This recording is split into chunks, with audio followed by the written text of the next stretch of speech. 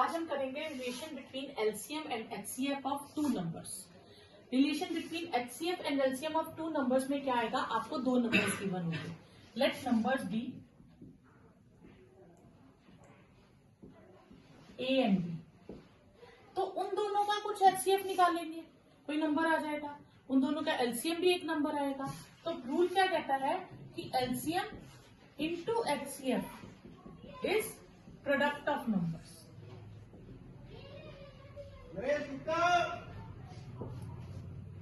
तो LCM into HCF is equal to product of numbers. इसके लिए आपको रिलेटेड क्वेश्चंस जो है ये एमसीक्यू में या 2 मार्क्स में क्वेश्चन आ जाता है। तो आपके पास क्वेश्चन क्या आएगा, या तो आपको दोनों नंबर्स दिए होंगे, एचसीएफ दिया होगा, आप एलसीएम निकालो, ठीक है, या दोनों नंबर्स दिए हैं और एलसीएम दिया, एचसीएफ निकालो। अगर तो दोनों नंबर्स गिवन है तो आप एलसीएम और एचसीएफ डायरेक्टली निकाल सकते हो, फिर इस फॉर्मूले की जरूरत नहीं है। इस फॉर्मूले की जरूरत कब पड़ेगी आपको, जब आपको एलसीएम एचसीएफ दोनों दिए और दोनों नंबर्स में से एक नंबर दिया, ठीक है। इसी से रिलेटेड आपके पास क्वेश्चन आ जाता है कि HCF of two numbers is 54।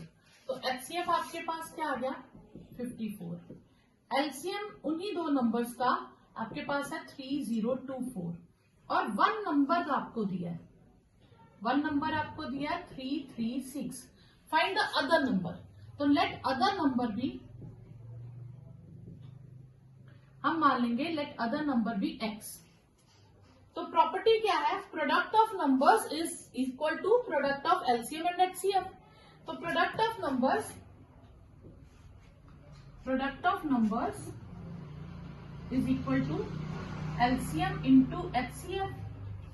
तो एक नंबर है हमारे पास 336, एक नंबर है x और एलसीएम है 3024 और एचसीएफ है 54। x की वैल्यू निकालनी है 336 राइट में शिफ्ट हो जाएगा, 3024 इंटू 54 अपॉन 336। अब आप इनकी सिंपल कटिंग कर लीजिए, ठीक है, ये पूरी प्रॉपर कटिंग हो जाएगी और आपके पास 486 आंसर आ जाएगा। जैसे आप 3 से कटिंग कर लीजिए, 3 8 से 24, 3 1 1 2 और भी आगे कटिंग हो जाएगी। तो आपके पास कटिंग करने के बाद जो भी आंसर आएगा वो क्या होगा, अदर नंबर, ठीक है। नेक्स्ट क्वेश्चन है, can two numbers have 18 as HCF and 694 as LCM. क्या कोई दो नंबर दुनिया में ऐसे हो सकते हैं जिनका एचसीएफ 18 हो और एलसीएम कितना हो 694। अब ऐसा ढूंढना हमें लगता है बड़ी मुश्किल सी बात है, हो भी सकते हैं या नहीं भी हो सकते। तो ऐसे क्वेश्चन आपने क्या करने हैं, जो एचसीएफ होता है इसका मतलब है कि वो जो भी दो नंबर रहे होंगे उन दोनों को डिवाइड करेगा। एचसीएफ क्या करता है, दोनों को डिवाइड करता है क्योंकि कॉमन फैक्टर होता है। तो हम मान लेते हैं let numbers be a and b. दो नंबर्स क्या है, वो ए एंड बी। तो एचसीएफ उनका कितना है हमारे पास 18। तो ए हम मान लेंगे 18 इंटू समथिंग है और बी मान लेंगे हम 18 into something, some integer y, ठीक है। X and y are integers, ये दोनों क्या है, इंटीजर्स है, ठीक है। अब हमारे पास रूल क्या था, product of two numbers will be equal to product of LCM and HCF. तो product of two numbers is equal to LCM into HCF. तो हमारे पास आ गया 18x, यानी कि हम पहले अगर नंबर्स लिखे तो a into b is equal to 18 into 694। तो a को हम लिखेंगे 18x और b को लिखेंगे 18y, 18 इंटू 694, ठीक है। अच्छा, x y कितना आ जाएगा 18 अपॉन 694 अपॉन 18 इंटू 18। ये दोनों 18 मैं इस तरफ शिफ्ट कर दूं, इस 18 की कटिंग हो गई, ठीक है। अब मैं इनकी कटिंग करती हूँ। अगर तो ये प्रॉपर कटिंग हो जाती है, ठीक है, पूरा कट जाता है और एक नंबर बचता है, इंटीजर बचता है, तो ये पॉसिबल होगा, ऐसा एलसीएम और एचसीएफ पॉसिबल होगा। अगर यहाँ पे फ्रैक्शन में आंसर आ जाता है तो फिर पॉसिबल नहीं होगा। तो अब हम कटिंग करके देखते हैं, ठीक है। 2 से करेंगे, 2 3 2 4 8, 2 7 14, 2 9। अब इसके आगे कटिंग नहीं होती, ठीक है। तो x और y क्या आ गया हमारे पास 347 upon 9, which is not an integers, क्योंकि एक्स और वाई हमारे पास क्या थे, इंटीजर्स थे, और दो इंटीजर्स को मल्टीप्लाई करके क्या आता है, इंटीजर आता है, कभी फ्रैक्शन तो आएगा नहीं, तो ये क्या हो गया, विच इज नॉट पॉसिबल, ठीक है, विच इज नॉट पॉसिबल, ठीक है। Therefore, such numbers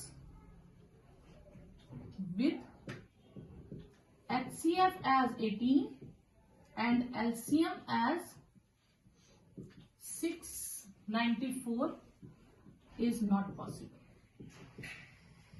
ठीक है। तो आपने जो भी एलसीएम हो HCF होगा उसी के प्रोडक्ट्स में नंबर ले लेने हैं, फिर फॉर्मूला लगाना है, अगर ये फ्रैक्शन में आए तो नॉट पॉसिबल और अगर इंटीजर में आए तो पॉसिबल।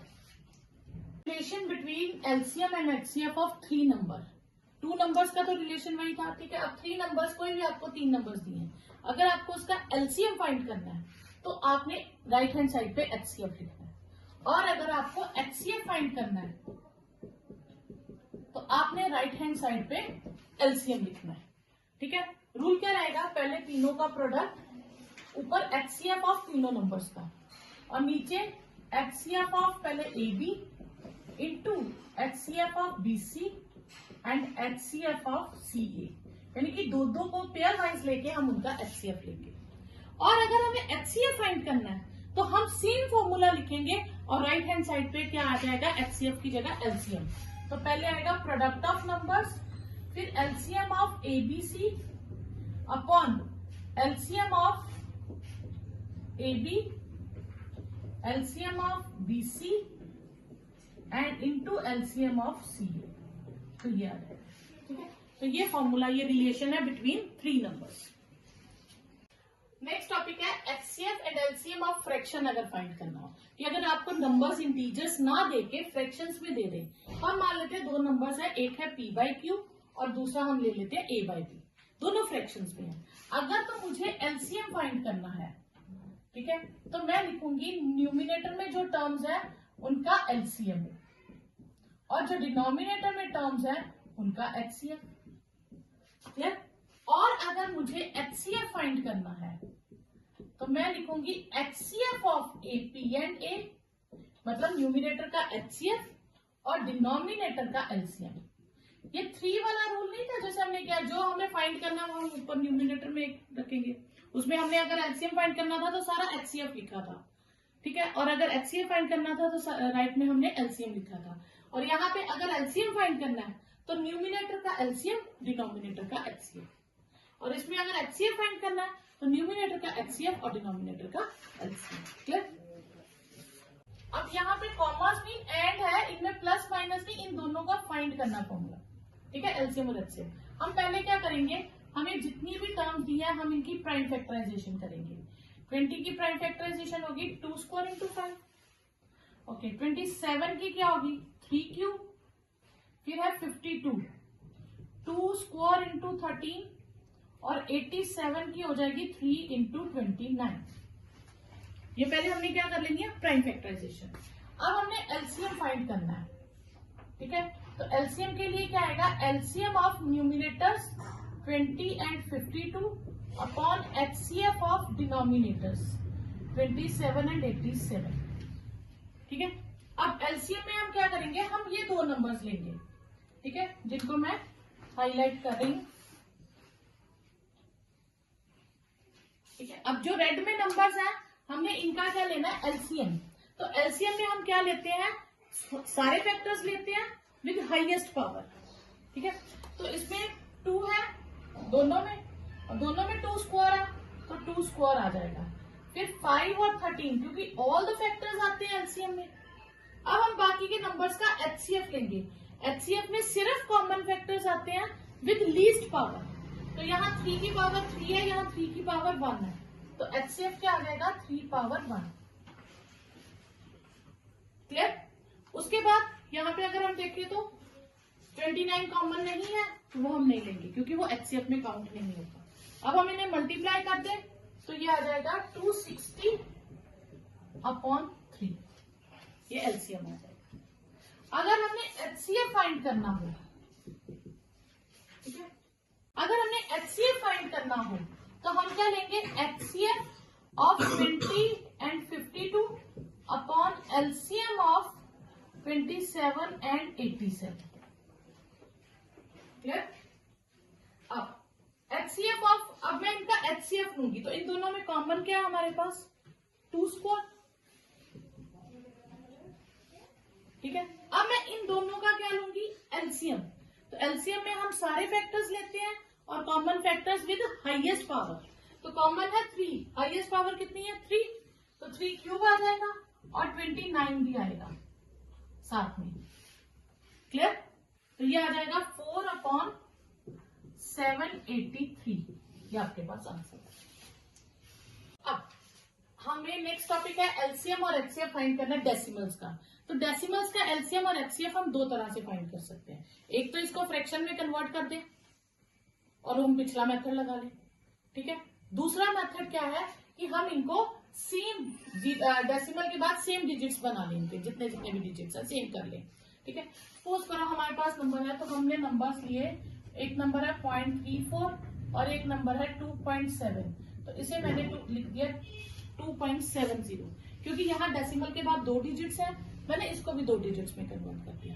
अब मैं डेसिमल रिमूव कर देती हूँ। ठीक है, तो मैंने नंबर्स ले लिए, डेसिमल रिमूव करने के बाद ये हो गया 34 और ये हो गया 270, इसको y नाम दे देते हैं आफ्टर रिमूविंग द डेसिमल्स। अब हम इनका सिंपल क्या फाइंड करेंगे, जैसे हमने पहले सिंपल एलसीएम और एचसीएफ फाइंड करते हैं वो करेंगे। तो एलसीएम क्या, हम पहले इसकी प्राइम फैक्टराइजेशन करेंगे, तो ये आ जाएगा 2 into 17 और y की प्राइम फैक्टराइजेशन में हमारे पास क्या आ जाएगा, तो ये आ जाएगा हमारे पास 27 into 2, ये 3 क्यूब आ जाएगा, 2 into 5 into 3 क्यूब। क्लियर? अब हम इनका एचसीएफ फाइंड करते हैं। तो एचसीएफ कितना आया? 2, और एलसीएम में क्या आएगा? 2 into 17 into 5 into 3 क्यूब, ये चीज आ जाएगी। तो ये हमारे पास आ जाएगा 4590। क्लियर? अब एचसीएफ ऑफ, ये हो गया एचसीएफ एक्स एंड वाई का, हम यहाँ लिख लेते हैं कि हमने एक्स और वाई का एलसीएम और एचसीएफ निकाला। HCF of a and b का क्या होगा हमारे पास? अब हम इन्हें वापस डेसिमल में ले जाएंगे, तो हम 2 डिजिट्स लिखेंगे, तो ये आएगा 0.02 और एलसीएम में क्या आ जाएगा ए बी के 45.90, ये आपके पास आंसर आ जाएगा। क्लियर? जिसे हम क्या लिखेंगे 45.9। हमने क्या किया, सबसे पहले टर्म्स को पहले तो सेम डिजिट्स बनाए डेसिमल के बाद, फिर हमने डेसिमल रिमूव कर दिया, अपना सिंपल जैसे एलसीएम और एचसीएफ निकालते हैं वो निकाला, फिर हमने उसमें डेसिमल्स लगा दिए। ठीक है, नेक्स्ट है how many numbers up to 594 are divisible by 15। हमें ढूंढना कितने नंबर इससे डिवाइड होंगे। ठीक है, तो मैं आपको एक सिंपल सा बताती हूँ, थोड़ा बड़ा है। सपोज करो मेरे पास 26 नंबर है और मैंने ढूंढना वहां उससे पहले 3 के मल्टीपल्स कितने हैं, तो मैं इस नंबर को 3 से ही डिवाइड कर दूंगी। तो यानी कि जितना क्वोशंट आता उतने मल्टीपल्स होते हैं। ठीक है, तो अब मैं यहाँ पे 594 को किससे डिवाइड करूंगी? 15 से। तो 594 को जब मैं 15 से डिवाइड करूंगी तो 39 प्लस 7 आएगा। ठीक है, प्लस 9 सॉरी। तो इसका मतलब 15 के टेबल में 39 नंबर्स ऐसे होंगे, ठीक है, इससे पहले जो 15 से डिवाइड हो जाएंगे। तो फिर required therefore there are 39 numbers which are divisible by 15। ठीक है, तो आपने जिस नंबर को ढूंढने जहां तक उसकी रेंज है, तो किसके डिविजिबल चाहिए आपने उसी से डिवाइड कर देना। जो क्वोशंट आएगा आपने वो आंसर लिखना है, रिमाइंडर नहीं लिखना। ठीक है, तो आपने अगर 594 को 15 से डिवाइड किया 45, 44, ठीक है, 144, 9 से किया 135, 9, तो 39 नंबर्स ऐसे होंगे जो 15 से पूरे डिवाइड हो जाएंगे। अब next find how many numbers up to 600 which are divisible by 5 and 7 together. 5 and 7 together mean कि वो नंबर 5 से भी डिविजिबल होना चाहिए और वो नंबर 7 से भी डिविजिबल होना चाहिए। यानी कि हमें ऐसे नंबर ढूंढने हैं जो 5 और 7 दोनों से डिविजिबल हो। तो जब हमने दोनों से डिविजिबल नंबर ढूंढना हो तो हम क्या फाइंड करते हैं? एलसीएम। ठीक है, तो हम पहले इसका एलसीएम फाइंड करेंगे। एलसीएम ऑफ 5 and 7 कितना आ गया? 35। तो अब हम 35 के मल्टीपल्स ढूंढेंगे। ठीक है, तो अब हम 600 को किससे डिवाइड करेंगे? 35 से। क्लियर? तो जब 2 नंबर्स हो या 3 नंबर्स हो तो आपने उनका क्या फाइंड कर लेना? एलसीएम। और एलसीएम से हमने डिवाइड करना है। ठीक है, तो अब हम इसे डिवाइड करेंगे तो ये आएगा 35 इंटू 17 प्लस 5। तो यानी कि कितने नंबर्स हो जाएंगे? There are 17 numbers which are divisible by 5 and 7 together. ठीक है, तो ऐसे कितने नंबर्स होंगे? 17। नेक्स्ट हम करेंगे फैक्टर्स ऑफ गिवन नंबर। ये तो आपने एक्सरसाइज में करा दिया है, फर्स्ट एक्सरसाइज में। अब इसी में एक ट्री आ जाता है, फैक्टर ट्री। इसका आपको रिलेटेड क्वेश्चन भी आ जाते हैं, 2 मार्क में या 1 मार्क में आते हैं। जैसे 120 है, इसमें आ जाता है आपके पास मिसिंग नंबर ढूंढो। यहाँ मिसिंग होगा, यहाँ सपोज करो मैंने 60 लिखा, तो ये मिसिंग नंबर कितना आ जाएगा? अगर मैं x लूँ तो ये मिसिंग नंबर कितना आ जाएगा? 120 के अगर मैं फैक्टर बनाऊं, 120 को अगर मैं, मेरे पास एक मल्टीपल 60 है, तो इसका मतलब है मैं 60 से उसकी कटिंग कर देती हूँ। तो कितना बचा? 2। तो यहाँ पे क्या आ जाएगा आपके पास? 2। ठीक है, तो x इज इक्वल टू 2 हो जाएगा। फिर इसके फैक्टर्स बना देंगे। सपोज करो इसके फैक्टर्स बना देते हैं 3 इंटू समथिंग, तो वो समथिंग क्या होगा? 20, क्योंकि 3 इंटू 20 क्या बनेगा? 60। तो y कितना आ जाएगा? 20। ठीक है, अब 20 के फैक्टर्स बना रहे हो 2 और 10। फिर इसके फैक्टर्स बना रहे, ये 5 है, ये z ले लो, तो z कितना आ जाएगा? 2। इस तरह से आपको एक मिसिंग नंबर में क्वेश्चन आ जाएगा। क्लियर? कोई डाउट यहाँ पर? तो कई बार आपको यहां से स्टार्ट करके ये नंबर ढूंढने को कह देते हैं। आपके पास क्या कह देते हैं? ऐसे बॉक्स बना देंगे। ठीक है, ये 2 है, ये मिसिंग नंबर है, ये 3 है, ये मिसिंग नंबर है, ये x ले लो। सपोज करो ये 2 है, ये मिसिंग नंबर है। ठीक है, और ये दे दिया, सॉरी ये मिसिंग नंबर हम z ले लेते हैं, ये है 5 और ये है 2। ऐसा क्वेश्चन आ जाए तो 5 और 2 किसके फैक्टर है? z के। तो 5 2 are 10, तो z की वैल्यू कितनी आ जाएगी? 10। 10 2 are 20, तो इसकी वैल्यू कितनी आ जाएगी? 20। 23 are 60, तो इसकी वैल्यू कितनी हो जाएगी? 60। 62 are 120, तो ये वैल्यू कितनी हो जाएगी? तो कई बार आपको ऊपर टर्म दिया, उसके नीचे नीचे वाली टर्म्स ढूंढो, कई बार नीचे से फैक्टर्स दिए हैं और मेन टर्म्स ढूंढो, तो ये आपको क्वेश्चन आ जाता है। ठीक है, नेक्स्ट है number of factors of a given number. यानी कि अगर हमने एक नंबर ले, बहुत इजी नंबर ले लेते हैं, सपोज करो हम 12 ले लें। ठीक है, अब मुझे इसके फैक्टर्स ढूंढने हैं, तो 12 की हम प्राइम फैक्टराइजेशन करेंगे, वो आएगा 2 इंटू 2 इंटू 3, यानी कि 2 स्क्वायर इंटू 3। अब इसके फैक्टर्स क्या क्या हो सकते हैं? 2 भी इसका फैक्टर है। ठीक है, 2 2 4 भी इसका फैक्टर है। ठीक है, 2 3 6 भी इसका फैक्टर है। फिर 2 2 4 3 12 भी इसका फैक्टर है। ठीक है, क्लियर? 3 भी इसका फैक्टर है, अगर मैं अकेला 3 ले लूं। इस तरह से फैक्टर्स बनते जाएंगे कि कुछ भी इसके फैक्टर्स बन सकते हैं। अब हमें बिना फाइंड किए डायरेक्ट बताना हो कि नंबर ऑफ फैक्टर्स क्या होंगे, तो उसके लिए फॉर्मूला क्या है? आपने क्या करना है? 12 2 स्क्वायर इंटू 3, ये जितनी भी प्राइम फैक्टराइजेशन है हमने वो लिख देनी है। तो नंबर ऑफ फैक्टर्स के लिए हम क्या लेंगे? नंबर ऑफ फैक्टर्स, ये जो पावर्स है प्राइम फैक्टराइजेशन की पावर्स है, पावर +1 जो पहली पावर है, फिर नेक्स्ट पावर +1, 3 2 6 फैक्टर है, तो इसके 6 फैक्टर आ जाएंगे कि 1 भी एक फैक्टर है, इसके 1 तो होता ही होता है, ठीक है। तो ये इसके कितने फैक्टर्स आ जाएंगे, 6 फैक्टर्स आ, तो देखो 6 फैक्टर ही बना, ठीक है। तो ये आप डायरेक्टली फाइंड कर सकते हो, ये तो बहुत छोटा सा नंबर था जिसके आप ढूंढ सकते हो। सपोज यहीं पे आपको 384 दे दे तो कितने नंबर ढूंढते रहोगे, तो ये आपने ये फॉर्मूला है number of factors of a number. जैसे सपोज करो मैंने एक नंबर लिया, वो a raise to power l है, b raise to power m है, c raise to power n है, where a b c are prime numbers. तो टोटल नंबर ऑफ फैक्टर्स क्या होंगे,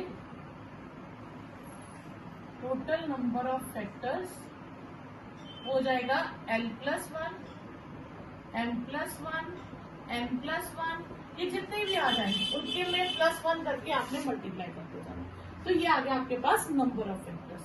यहीं पे नंबर ऑफ ऑड फैक्टर्स निकालना हो, number of odd factors of a number, तो हम क्या करेंगे, हम n लेंगे, ठीक है, हम n लेंगे, हमने उसकी टर्म्स ली, c नहीं लेते, सपोज करो चलो c raise to power m into even number raise to power कुछ भी लेंगे, इवन हमने अलग करेंगे, ये सारे क्या है ऑड, जितने इवन है उनको हमने साइड में कर दिया, ठीक है, where a b c are odd prime numbers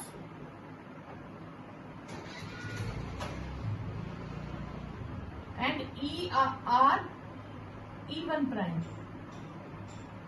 अब इवन प्राइम में क्या होगा, एक्चुअली इवन प्राइम तो सिर्फ 2 ही होता है, तो 2 पावर समथिंग ही रहेगा ना यहाँ पे, तो नंबर ऑफ ऑड नंबर्स क्या हो जाएंगे, नंबर ऑफ ऑड फैक्टर्स, तो उसके लिए क्या आ जाएगा, यही same formula l+1 m+1 n+1, ये आ जाएंगे नंबर ऑफ ऑड फैक्टर्स।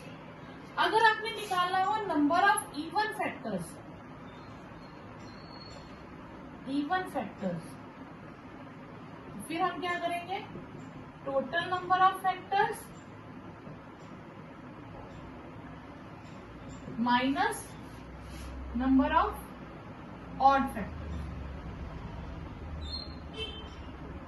या तो इवन फैक्टर्स फाइंड करने के, number of even factors find करने का फॉर्मूला डायरेक्टली नहीं, टोटल फाइंड करेंगे, उसमें से ऑड वाले माइनस कर देंगे तो इवन वाले। सपोज करो हमने 12 किया था, 2² इंटू 3 आया था, टोटल फैक्टर्स कितने बनेंगे, टोटल फैक्टर्स हमारे पास आया 2+1 और 1+1, तो 3 इंटू 2 टोटल फैक्टर बने 6, ठीक है। Number of odd factors, odd factors में हमारे पास क्या आएगा, हम इवन को 2 की पावर को छोड़ देंगे, सिर्फ इसको लेंगे, तो वो आएगा 1+1 क्योंकि इसकी पावर 1 है। ऑड फैक्टर्स कितने आए, 2, ठीक है।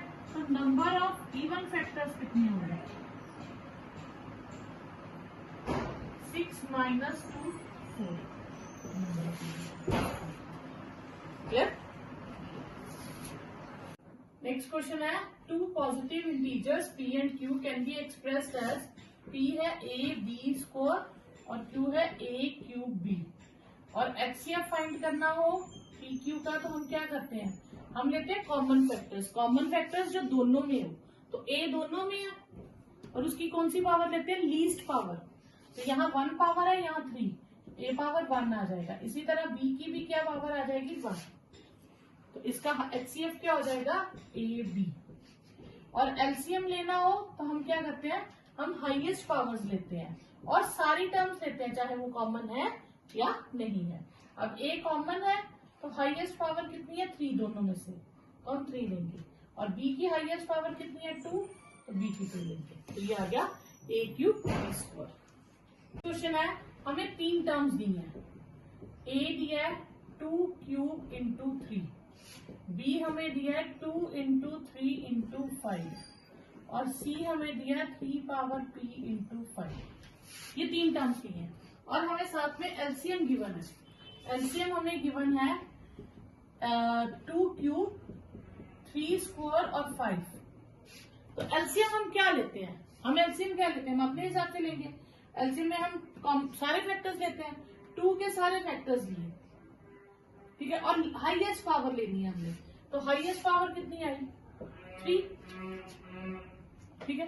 अब यहाँ पे 3 तीनों में है और 3 में यहाँ पावर कितनी है 1, यहाँ 1, यहाँ p यानी कि 1 या 1 से ज्यादा कुछ भी हो सकता है, लेकिन यहाँ कितना है 3 स्क्वायर। इसका मतलब p की पावर कितनी रही होगी स्क्वायर। तो हम यहाँ लिखेंगे 3 पावर p लिख लेते हैं क्योंकि p कुछ भी हो सकता है, ठीक है। और 5 तो 5 है। अब हम कंपेयर कर देते हैं।